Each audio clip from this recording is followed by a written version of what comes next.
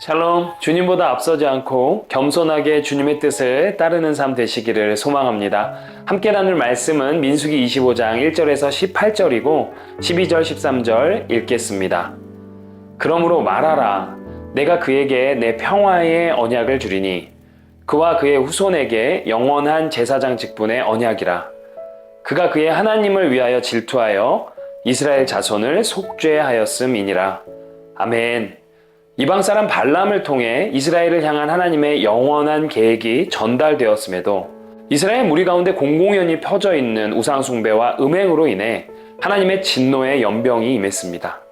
그러나 그중 온전히 헌신된 비느하스의 용감한 행동으로 하나님의 진노는 그칩니다. 그리고 하나님께서는 비느하스와 그 후손에게 영원한 제사장 언약을 주십니다. 사실 이 사건의 배후에는 발람이 있으나 본문에는 숨겨져 있습니다. 어찌되었든 어떻게 이럴 수 있을까요? 자격이라고는 전혀 찾아볼 수 없는 이스라엘 백성을 향하신 하나님의 신실한 사랑과 은총에 그들은 결국 음행과 우상숭배로 화답하고 있으니 말입니다. 당연히 이들은 발락과 발람 사이에서 일어난 일들은 몰랐을 것입니다. 하나님께서 지키시고 축복하신 것도 몰랐을 것입니다.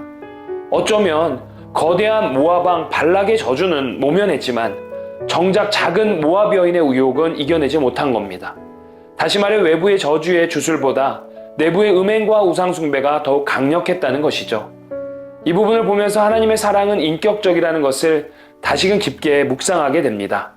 우리를 마치 로봇이나 인형으로 다루지 않으신다는 것은 반대로 우리 각자가 하나님께서 베풀어 주시는 그 사랑과 은혜를 받지 않겠다고 하면 도리가 없다는 것입니다.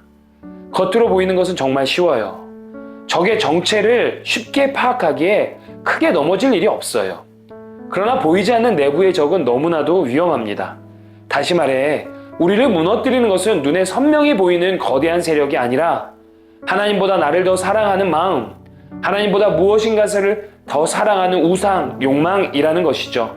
하나님을 경외하고 사랑하면서 내 자신을 아끼고 사랑하는 것은 하나님께서도 원하시는 것입니다. 그러나 하나님 없이 그저 내 자신을 사랑하기 위해 내가 원하고 바라는 모든 욕망을 채워가는 나를 끔찍하게 사랑하는 모습은 정말 위험합니다. 우리는 이것과 싸워야 되는 것입니다. 아울러 그런 패역한 백성들을 향해 여전히 사랑을 호소하시는 하나님을 함께 발견하게 됩니다.